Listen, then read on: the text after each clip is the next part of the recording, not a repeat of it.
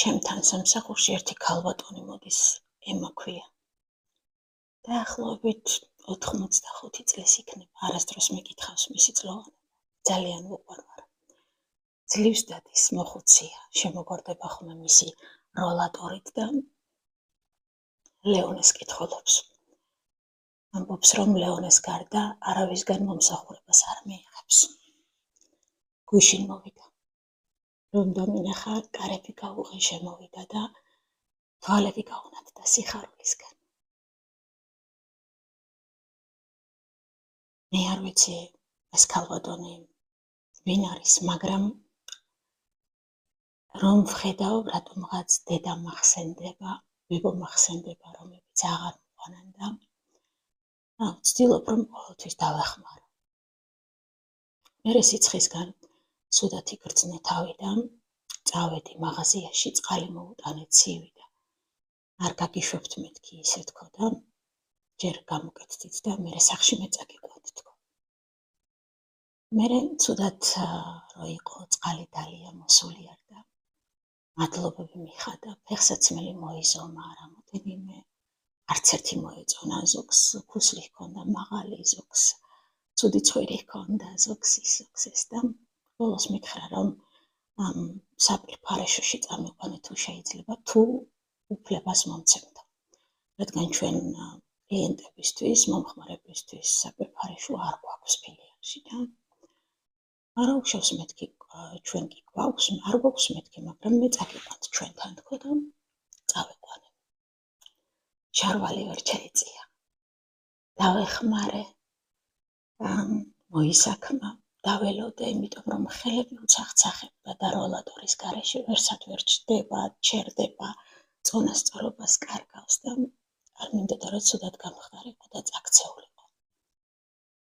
იქიდან მე გამოსვლისას პამპერსი ვერ აიწია, აუწიე, ხელები დავიბანეთ ერთად, თმები დავუვარცხნე, გამოვიყვანე და ესე მითხრა, რომ თქვენთან ერთად უდაბნოში რომ მოვხვდე, დარწმუნებული ვარ, გადავრჩებითო. რაღაცნაირად სასწაულად ცნაური ქალია. რთული ხასიათის. მეუბნება, რომ ეკონომიურად უნდა ვიცინო, იმიტომ რომ ჩემი სიცილი ძალიან ხმამაღალია და ეს ლამაზი და სწორი არ არის. შემდეგ გამოვიყვანე. ვუთხარი, რომ თუ გინდა წამოდი ყავა დავლიოთ თქო.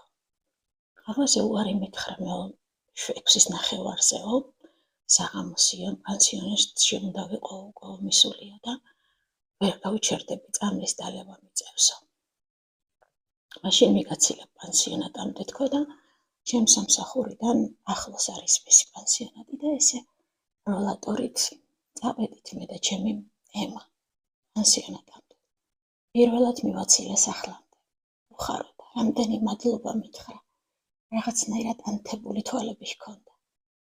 მომიყვა, რომ ერთი შვილი ყავს, ცოლით და შვილით, შვილიშვილით, ერთი შვილიშვილით. და მე ვკითხე, რომ თუ მოდიან მეთქი შენთან სანახავად, ისინი ძალიან იშვიათად, ვარსცალიაო ჩემ შვილს, ოჯახი ყავსო. გული დამწყდა. არავინ არ იცის, ვინ როგორ დაუბერდებით. როგორც ჩანს, შვილები სიბერის გარანტია არასოდეს არ იქნებიან. მივიყვანე პანსიონატამდე, ჩამეხუტა, რომ ესე რა ქვია, როგორ თქვა, გოგო მინდოდა ყოველთვის მყოლოდაო და შენნაირ გოგოსო ნამდვილად ვისურვებდია. მაგრამ ერთი ბიჭი მყავსო, მადლობები მიხადა. და ისეთიდან ისეთი ბედნიერი წამოვედი, ვერ აგიხწერთ. სახში რომ მოვდიოდი, ესე მეგონა მილიონერი ვიყავი და ზურგით მთელი მსოფლიოს სიმდიდრე მომქონდა. რაღაცნაირად მინდოდა მომეყოლა ეს თქვენთვის. გიყვარდეთ ერთმანეთი, გაუფრთხილდით ერთმანეთს, მოხუცებს მოუარეთ, უპატრონეთ.